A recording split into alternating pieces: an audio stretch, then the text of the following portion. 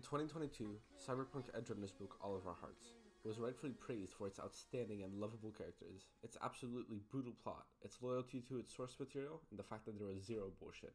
Like it or not, no one had plot armor in the show, not a soul. But that's the thing. Although the series hurt a lot, I don't necessarily think that it was a tragedy, or at least calling that wouldn't do justice to the arc of a very specific character, being David Martinez. No, Cyberpunk Edgerunners tells a personal story of compromise, not of tragedy.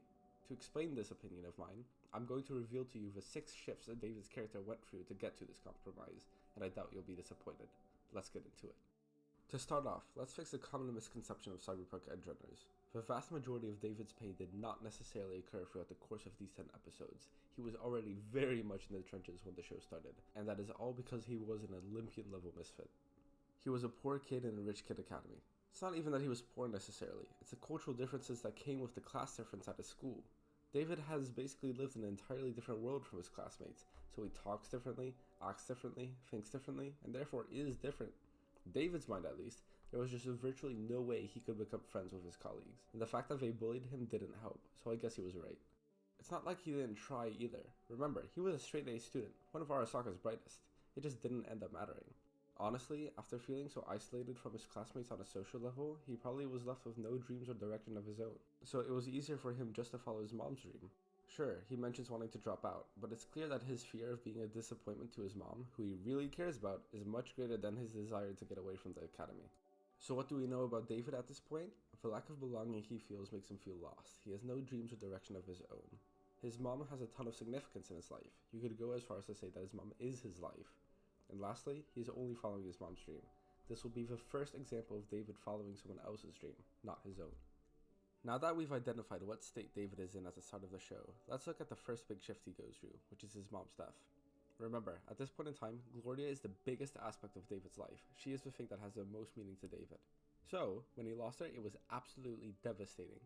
But it wasn't only devastating, it was his first true impression of how meaningless her life was in the grand scheme of things. He saw how the 2 rival gangs shot into his car without a second thought, how Trauma Team didn't give any shits about her, and he saw how easy it was for the surgeons to just let his mom die when they weren't given enough money. It didn't matter how much she meant to David, it didn't save her life and nobody cared. That's what David learned.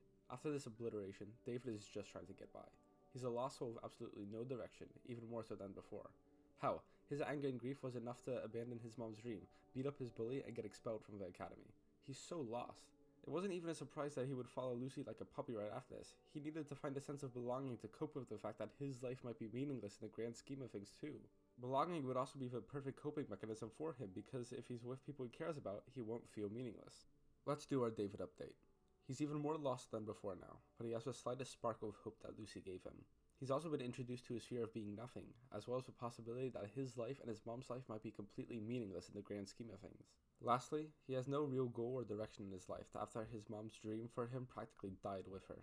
The second shift David goes through is joining Main's crew, which is really important for a number of reasons. Firstly, he got to prove himself as a valuable member through using the Sandevistan, as well as displaying his high tolerance to chrome. This is key because it's really when we see the seeds being sowed for David's whole ideology of being special. This is something that will continue to be brought up, so keep that in mind. Anyways, Main's crew gave David something he was desperately looking for, and had already found in Lucy, which is belonging. So far it's been established that at this point in the story, belonging equals meaning, which is something that David is desperate for, a life with meaning. Combining these ideas, it's through this new recruitment that we already have a lens to analyze David through, and how he deals with his problems, which ends up being a very prevalent theme of denial. Think about it, when his mom's death showed him how little his life really meant, he started believing 2 things. 1, that he was special, this is a conscious belief, and 2, that his life has meaning with Main's group, which originates from his desire to feel like he belongs, a subconscious belief. Now number 1 is very obvious. David isn't actually special, he just believes that he is because believing that gives his life meaning. It's just like Lucy said, all it is a higher tolerance to cyberware, and remarkable isn't the same thing as special. But David can't face that, because facing that means accepting the fact that his life is meaningless, that he isn't an exception. Instead, he'll just keep running. Number 2 is a bit deeper. Main's crew is strong, formidable, and seasoned. They all have a lot of experience and they don't appear worried about the future or the possibility of dying. To David, this makes his new sense of belonging even more diluting, as the atmosphere of a group subconsciously makes David think that they are an exception to the meaningless nature of life, that they can't die. If he's with them, he believes he won't die, and therefore his life has meaning. This is still clearly denial, as he doesn't even want to consider the fact that all these people could just be gone in the blink of an eye. Basically, Main's crew serves as an escape for David, an escape of a prospect of being nothing. It's also comforting in a way, as his newfound sense of meaning can also help him believe that his mom's death wasn't meaningless after all, as his connection to his mom allows her sacrifices to be meaningful as long as David is successful. Now, allow me to remind you of David's goals, and specifically the lack thereof. We discussed how David lacked true direction in his life with his mom's death. He still does, but now he has a mentor figure. That's right, Main's respectable and powerful figure translated into David's mind, and now he wants to be just like Main. The result of this is David indirectly being given a new dream, which is Main's dream of fame, legacy, and power. What does this remind us of? Gloria, actually. David once again is continuing his consistent behavior of following someone else's dream. First it was his mom's, now it's his mentor's. What do we know about David at this point? Things are getting a bit better now. He is finding a newfound sense of meaning through the idea of being special and his place in Main's crew. He is hopelessly in denial, and he is continuing to follow someone else's dream besides his own. Moving on to the next shift, we will be looking at Pilar's death, which is honestly just cruel. Just when David found meaning and security, his entire perception gets completely destroyed by watching Pilar die. With the Edgerunners, he felt a sense of invincibility, but when Pilar got killed by a random psycho on the street, a complete stranger, David was once again forced to learn that it didn't matter how much time he spent with Pilar. It didn't matter how happy Pilar was when he got his new hands. He was still powerless when faced with the cruelty of Night City. Memories and friendship don't change what a speeding bullet does to a brain, no matter whose brain it is. Hell, David still would have died that night if it wasn't for Main. So, he's once again forced to cope with being nothing, and this whole incident more than likely made him remember and reevaluate the meaning of his mom's life too. Cope he did, by the way. He likely asked Lucy to talk and ended up staying the night at her place because he was running from being nothing, and with Lucy he was something. Worked out for him too, got laid, but I guess that's beside the point. Also, this was his first impression of cyberpsychosis, so that's a new thing to be scared of. Recap time for this chapter. David is now back to being terrified of being nothing, and he drives into denial through coping with Lucy. He also knows what cyberpsychosis is like now too, so that'll marinate in his mind until it becomes relevant. Speaking of cyberpsychosis becoming relevant, it is now! That's what this next chapter is going to be about. The first shift in David's character is the cyberpsychosis BD he was forced into. Although this is a small shift, it has gravitas. David, after experiencing going psycho and his own death a few times, is now really shown what his backside is dealing with, literally. He is terrified of going cyber psycho, because going psycho is the manifest of David's fear of being nothing. When you go psycho, not only did you die because of something you can't control, it's you that lost it. You are the one who lost control, which makes you question if you were even in control in the first place. And how does one even cope with the fact that they've been powerless their entire life? You can't. That's likely how David was thinking. If I was a betting man, I'd say going psycho is David's worst fear after this. But instead of doing the responsible thing and chilling out with the Sandevistan, he decides later on it'll be a good idea to fill himself to the brim with implants and put all of his eggs in the I'm special basket, which is already a sign of a very different and very real type of psychosis. There is an argument to be made that he also feared his own sanity after this a bit due to knowing what it could do to him, but I have no evidence of that. I'd like to think he ended up respecting Chroma at least a bit more after this, but I'll leave it up to debate. Tell me what you think. Continuing to our recap, David is now definitely afraid of going cyber psycho, which will lay the foundation for deluding himself into thinking that he's special. It's also his second time facing cyber psychosis, and for a guy whose brain just keeps running from all its problems, it seems like reality is sprinting in tandem with him. Lastly, he's still idolizing Main, and therefore not following his own dream. It's time for the indisputable biggest shift of the show, being Main's death. The reason being is that David kind of goes from this passive role to an active role in terms of coping, but that'll be explained in a sec. First, let's talk Main. He was a powerful, capable, natural leader who was really David's idol, and if we're being honest, Main was leagues ahead of David. So, if Main's life could just disappear just like that, just because of one sideways mission, what does that mean for David? That's the signal to David that said that if he doesn't do something, change something, think of something, he'll be nothing, just like Main. Wasn't even that simple either. Main just had to go psycho too, which means David got to experience for a third time what that's like. Honestly, seeing your idol go psycho should have been the final straw. That's what should have told David that it's time to chill out with the Sandy and not end up like Main. That might have happened too if it wasn't for Main's final request. He told David to just keep running, and so, subconsciously, that's what David ended up doing, just running from reality. Here's where things end up differently though, because running from reality isn't the same thing as it was throughout the rest of the video. David didn't go to Lucy for belonging or anything, or to get some passive reassurance that his life meant something. Instead, he tried to cope and deny the fact that his life and Main's life meant nothing through loading himself up with Chrome. He took the leadership position and became mostly implants. Why? Because that would make him special.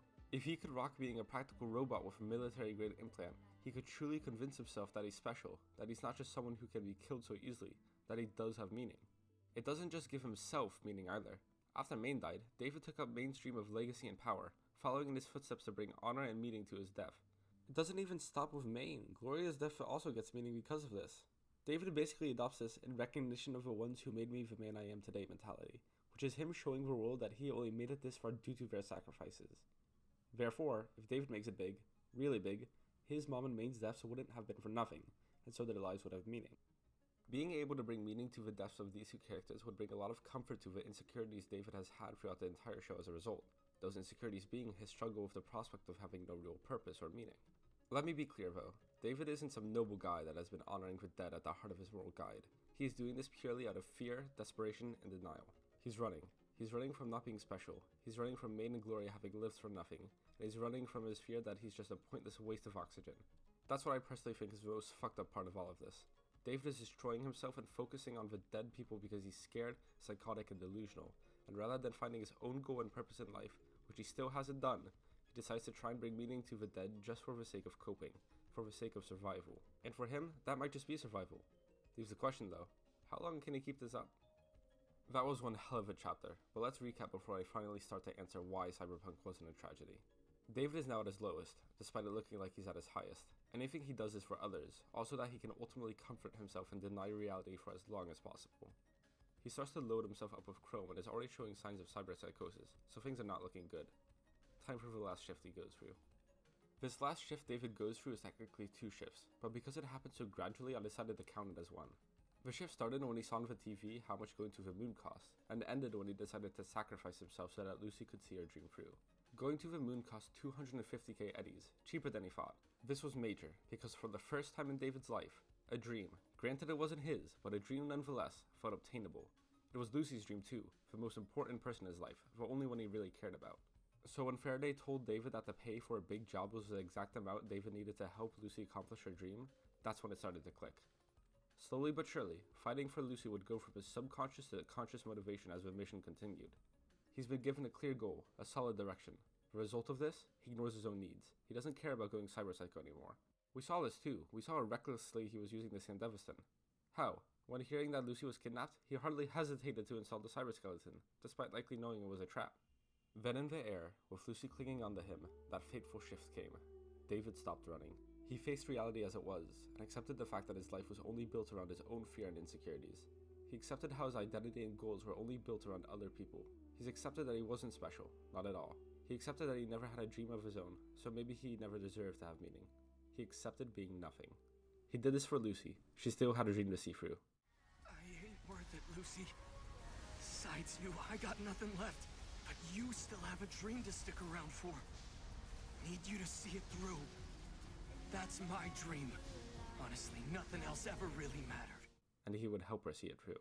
That's why Cyberpunk Edgerunners isn't a tragedy, because David didn't die for nothing. He matured, and in the end he met a conclusion that was fitting for the life he lived, and he knew that. It wasn't a happy ending, sure, but it was a compromise. The end.